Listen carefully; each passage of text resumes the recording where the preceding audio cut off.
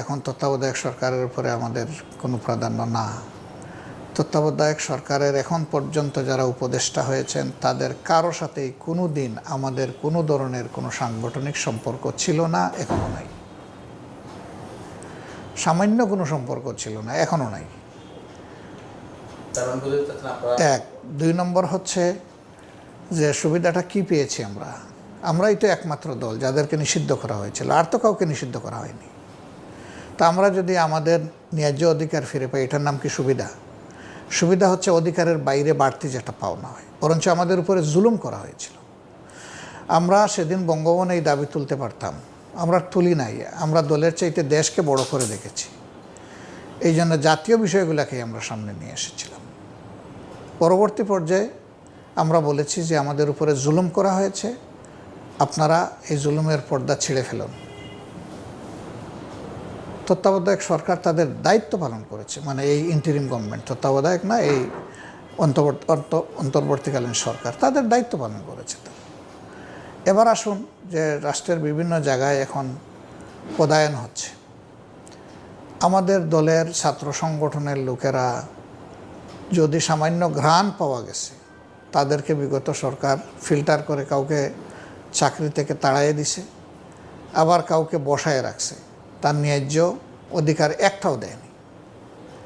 এরা তো এখনও বঞ্চিত অনেকে রয়ে গেছে, এখনও তাদের বঞ্চিত দূর হয় নাই, অনেকের বঞ্চনা রয়ে গেছে। তো পদায়ন বিভিন্ন জায়গায় হয়েছে, খোঁজ নিয়ে দেখেন যে কে কতটুকু বিচার বিভাগ, অ্যাটর্নি জেনারেল অফিস, বিচারপতি নিয়োগ, তারপরে সিভিল প্রশাসন, পুলিশ প্রশাসন, সব জায়গায় আপনারা খোঁজ নেন। আপনাদের জন্য খুবই সহজ, মিডিয়া জগতের জন্য। খোঁজ নিয়ে দেখেন যে এটা বলা হয় এটা সঠিক না বেঠিক। তাহলে প্রশ্ন আসবে কেন কিছু লোক এটা বলে। এটা লোক পারপাসফুলি বলে, তারা কিছু বাড়তি সুবিধা নেওয়ার জন্য, হয়তো সরকারকে চাপে রাখার জন্য বলে। এটাকে আমরা ফেয়ার প্র্যাকটিস মনে করি না। যদি কেউ বলে এটা অন্যায়, বরঞ্চ আমাদের চাইতে বড় নির্যাতিত দল এই দেশে কেউ এটা প্রমাণ করতে পারবে না। মৃতের সংখ্যা কোনো দলের আমাদের চেয়ে বেশি হইতে পারে, কম হইতে পারে, এটা ভিন্ন কথা, কিন্তু কতগুলা জিনিস আমাদের উপরে ইউনিক, এটা আর কারো উপরে নেই। আমাদের 11 জন শীর্ষ নেতা 1-2 করে সিরিয়াল 11 জন শেষ করে দেওয়া হয়েছে। আমাদের অফিস তালাবদ্ধ করে রাখা হয়েছে সারা দেশে, কেন্দ্রীয় অফিসও। আপনারাও আসতে পারে নাই, কেউ আসে নাই, এটা কারোই ছিল না।